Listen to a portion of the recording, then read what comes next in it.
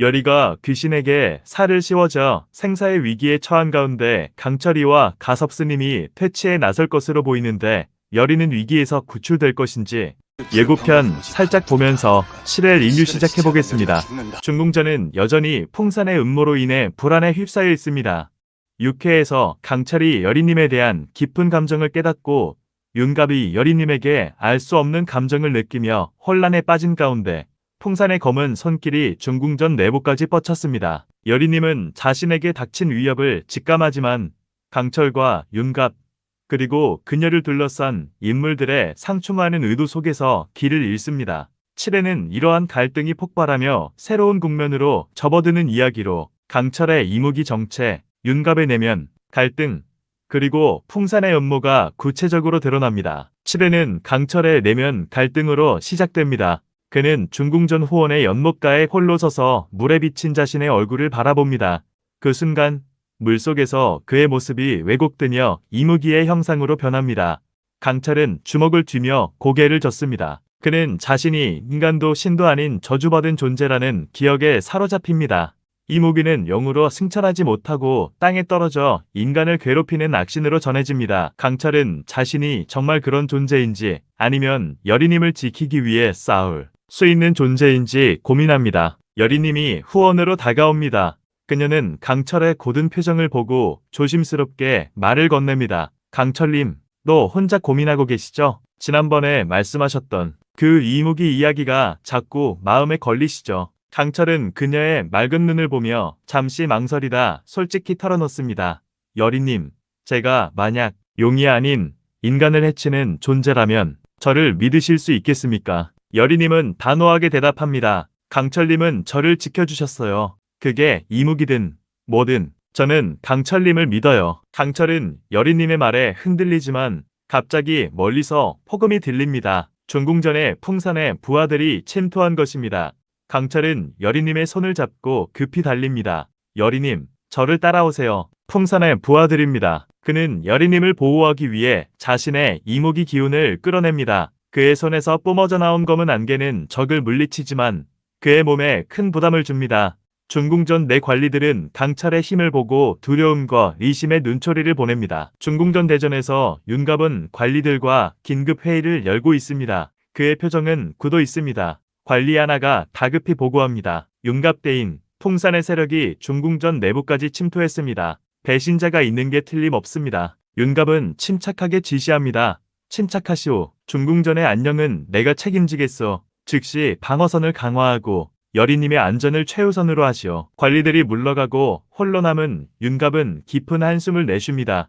그는 여리님을 떠올리며 갈등합니다. 여리님에 대한 알 수 없는 감정은 그의 마음을 흔들지만 중궁전을 지켜야 하는 책임감이 그를 억누릅니다. 그는 혼잣말로 중얼거립니다. 여리님, 왜 자꾸 당신 때문에 내 마음이 흔들리는 겁니까? 나는 중궁전을 지켜야 하는데. 이때 여리님과 강철이 대전으로 뛰어들어옵니다. 윤갑은 여리님을 보고 안도하지만 강철을 보며 미묘한 질투심을 느낍니다. 여리님이 다급히 말합니다. 윤갑님, 중궁전이 위험해요. 풍산의 부하들이. 윤갑은 단호히 대답합니다. 여리님, 걱정 마십시오. 제가 지켜드리겠습니다. 그는 강철을 보며 날카롭게 말합니다.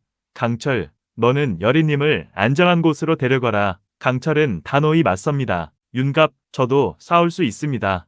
여리님을 혼자 두지 않겠습니다. 윤갑은 강철의 말에 분노하지만 그 순간 대전 문이 부서지며 중궁전 고위관리 현도와 풍산의 부하들이 나타납니다. 윤갑과 강철, 여리님은 긴장된 분위기 속에서 적과 대치합니다. 현도는 차갑게 웃으며 여리님에게 다가갑니다. 그는 중궁전의 고위관리로 모두가 신뢰하던 인물입니다. 그러나 그의 눈에는 야심이 번득입니다. 여리님, 이 혼란 속에서 누가 당신을 지킬 수 있겠습니까? 윤갑, 그는 중궁전의 꼭두각시일 뿐. 강철, 그는 저주받은 이무기일 뿐입니다. 여리님은 당황하며 물어봅니다. 현도님, 왜 이러시는 거죠? 중궁전을 배신하신 겁니까? 현도는 냉소적으로 대답합니다. 배신? 나는 풍산님의 뜻을 따를 뿐입니다. 여리님, 당신의 야광주와 무구는 중궁전을 넘어 새로운 세상을 열 열쇠입니다. 그는 풍산의 계획을 일부 드러냅니다. 풍산은 야광주와 이무기의 기운을 결합해 중궁전에 신성한 힘을 흡수하려 합니다. 이를 통해 그는 신하속 용의 힘을 손에 넣으려 합니다.